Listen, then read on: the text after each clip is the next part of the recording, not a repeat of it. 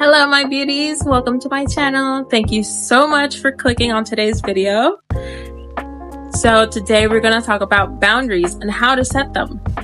Very important because I, for one, I know I've struggled so much. I feel like recently, in the recent years, is when I started to actually learn what boundaries were and the importance of them. And I actually learned that in the bad sense of way, like because of a bad relationship, and it definitely broke my heart and made me not only mad at the person. I wasn't really mad at the person, I was mad at myself because I permitted all of these things. So if you guys like listening to topics like this, please make sure to subscribe, like, share, and hit the notification button so you don't miss out on my content. So without further ado, let's go into the video. Disclaimer, so if you see me looking like down, it's because I'm reading my notes. I have them right here on my phone, so I do apologize beforehand.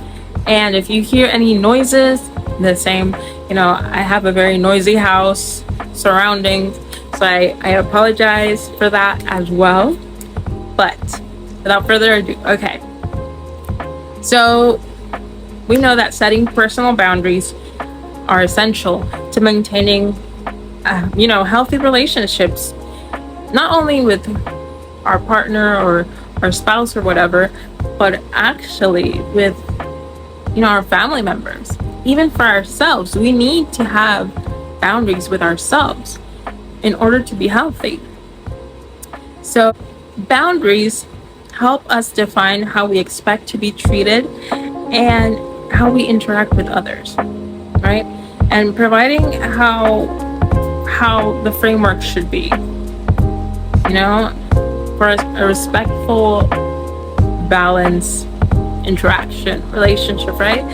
So establishing clear and effective boundaries can protect our emotional and mental health, foster mutual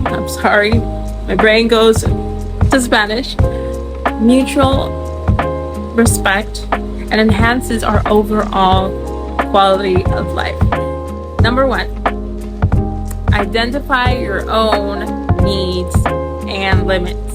It's very important to understand what is it that makes us mad, what is it that makes us angry, sad, uncomfortable, because we can't really, or it's not the healthiest to not know or not get the time to know who you are and what is it that you like or not. So it's very important to reflect on certain situations that maybe in the past made you feel uncomfortable or made you feel overwhelmed.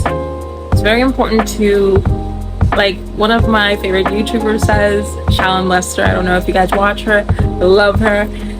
She says you have to do like, what is it? It's not biopsy, it's when the person's dead. I don't think you should say that, right? When the person is not alive. Oh my god. So we need to reflect on situations that from the past we may have felt uncomfortable. Like one of my favorite YouTubers says, Shallon Lester, I don't know if you guys have seen her or any of her videos, very, very insightful. I love her. She talks about having an autopsy, emotional autopsy, to actually see what was it that made you feel a certain way. What was it, maybe in a relationship, a past relationship, what was it that went wrong? What was the cause of it not surviving, right? So very important to identify what aspects of these situations are problematic for you. Okay, so you need to take time and journal about it. You need to sit down and really manage and think through your needs, your limits.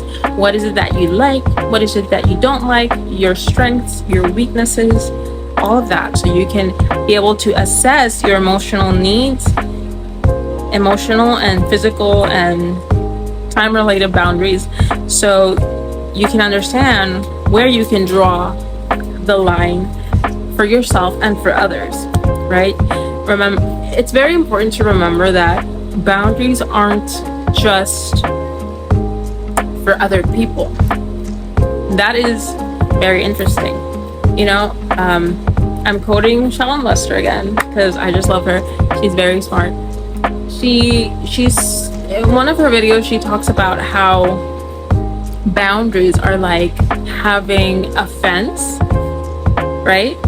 It's like having a fence around your house, and it really tells you where is it, your limits and the other person's limits towards you, if that makes sense.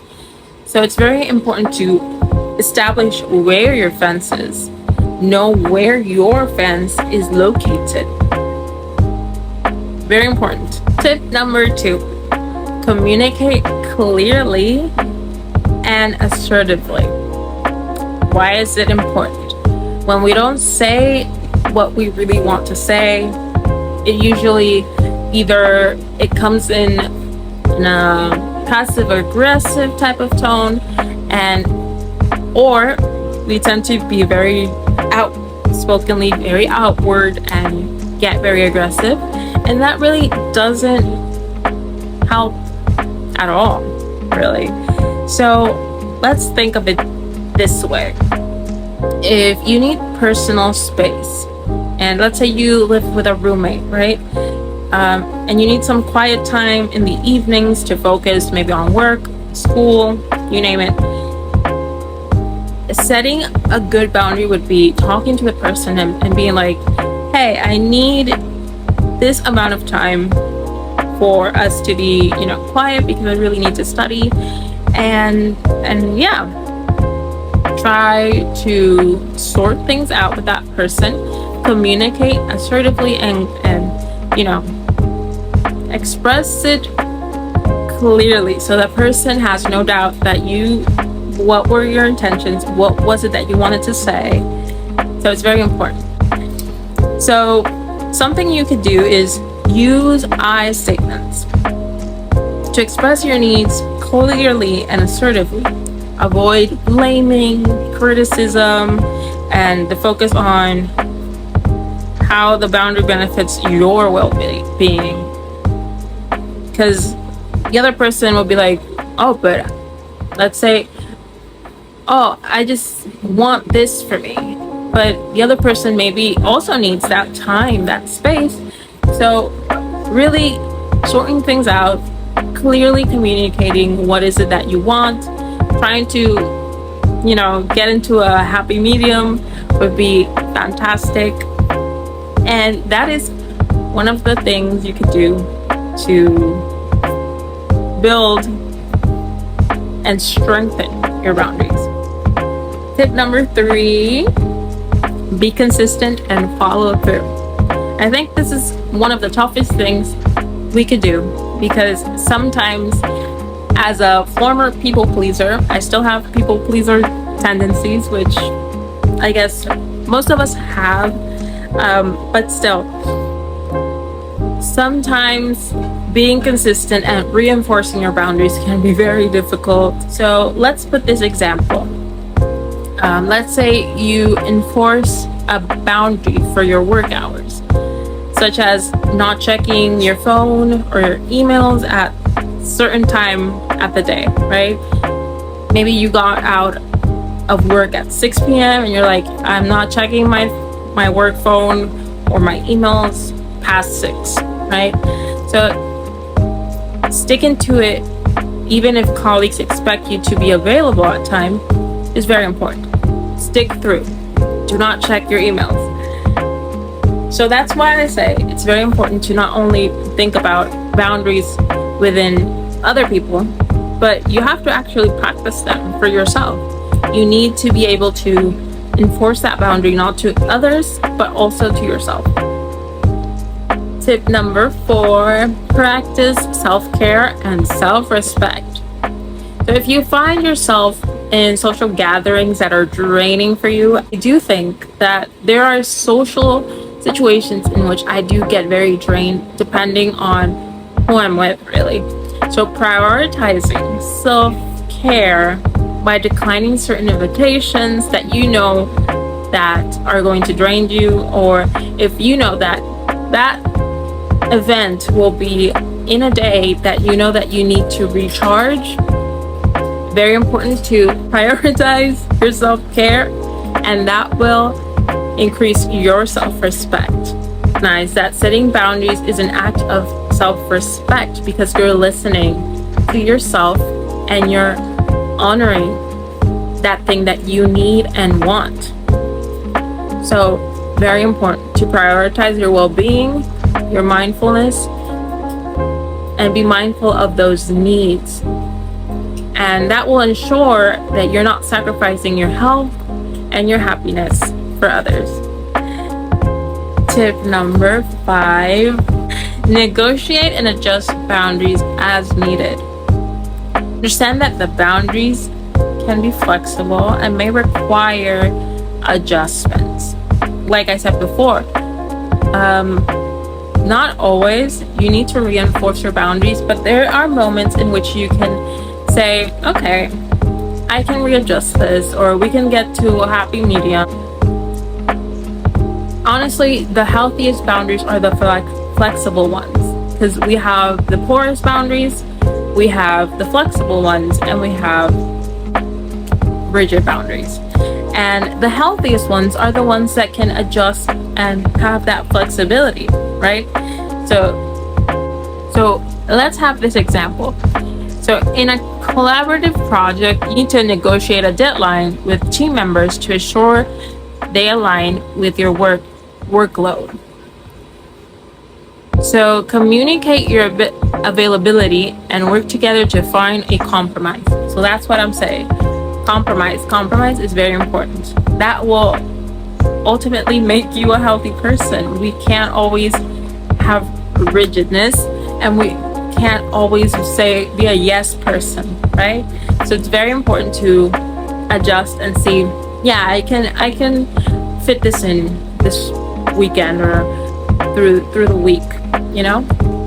It's very important to have that flexibility. Last tip would be seek support and guidance. So seek support from mentors, friends, or professionals who can offer guidance and reinforcement. Their perspective can provide value, insight, and encouragement. So let's put this example. If setting boundaries in a personal relationship feels challenging, consider discussing it with a trusted friend or therapist for support and advice on how to approach the situation. So in conclusion, I hope this video helps in any way. This is something I'm myself working on. So I hope you guys enjoyed this video. Please let me know in the comments below. And yeah, like and share, subscribe. See you on the next video. Bye.